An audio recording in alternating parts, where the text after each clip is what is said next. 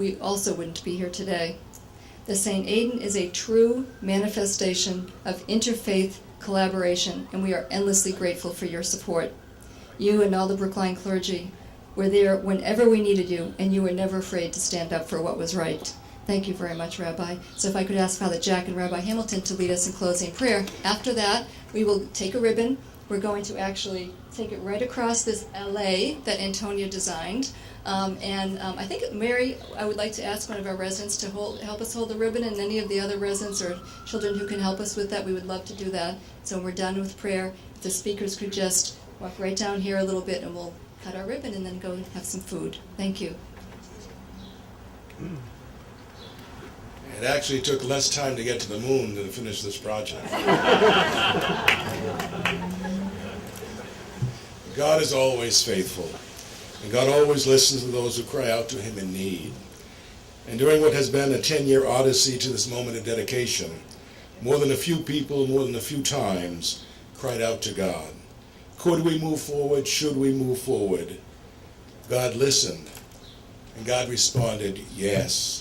Continue the hard work, and know that I am with you. The staff of the planning office remained true to its mission. Lisa Alberghini, with a firm and spirited resolve and an incredible heart, kept the vision of making high-quality living in a vibrant residential setting available for anyone and everyone. Congressman Frank was strong in support, and locally, Selectman Bobby Allen and Amy Scheckman often showed profiles and courage type leadership. The great faith communities across this wonderful town and many of their rabbis, ministers, and priests supported the dream and the possibility of this much-needed housing. And the many lenders here today made the dream a reality. Their generous commitment to the planning office and to this wonderful community and many other communities across the Commonwealth reflect the generosity of God. And lastly, the architects who designed these beautiful buildings and glorious grounds, the craftsmen and craftswomen who made this site what it is, share their creative energies with wild and wonderful abandon, which can only come from God, the source of all creative energy. 10 years ago, next month, July 25th, together with the much-beloved pastor, Monsignor Coppenrath, we said the last Mass here at St. Aidan's. The church closed, but God never left these sacred grounds.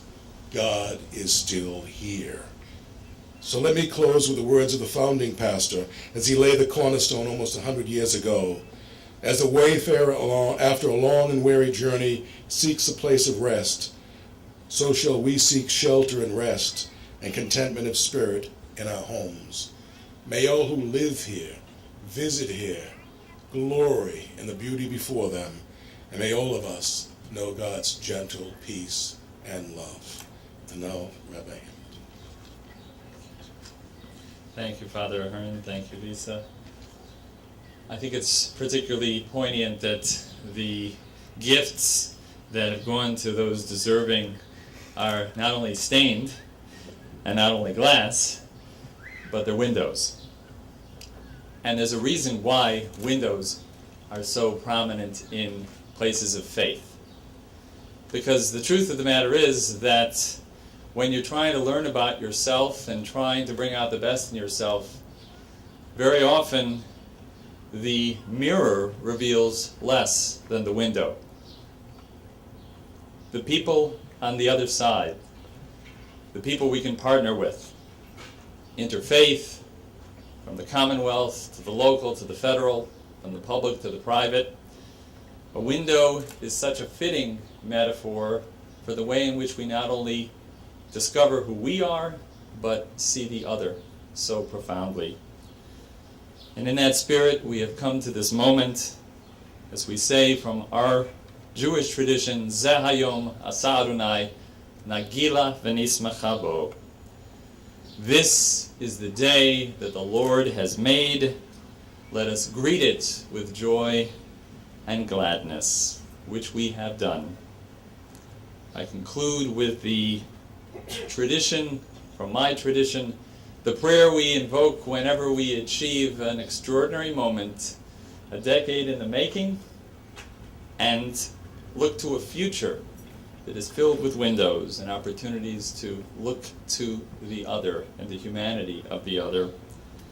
What we call in the Jewish tradition a prayer over a moment of precious time, this time that we now savor. Baruch atah Adonai Eloheinu melech haolam shehechiyanu v'kiyamanu v'higianu lazman hazeh. Praised are you, Lord our God, King of the universe, who has kept us in life, sustained us, and enabled us to reach this truly blessed moment in our lives and the life of our community. Amen.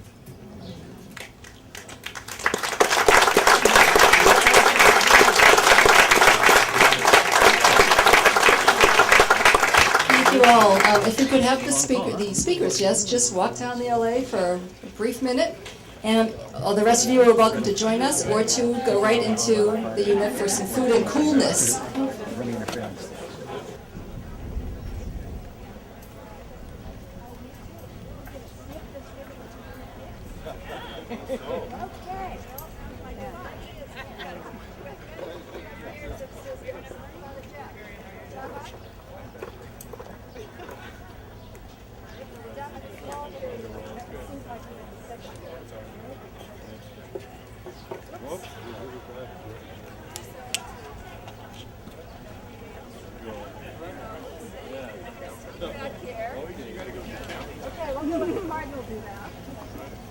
Everybody got their scissors ready? Okay. 1, 2, 3. Good.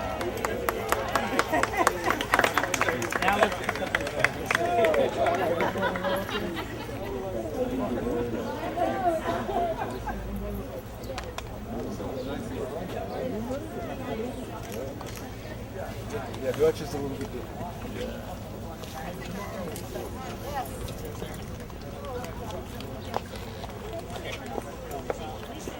And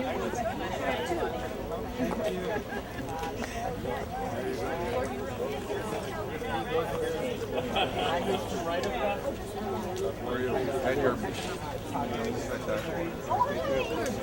Good job, huh? your bags are berries on here. We're friends and live at the same time.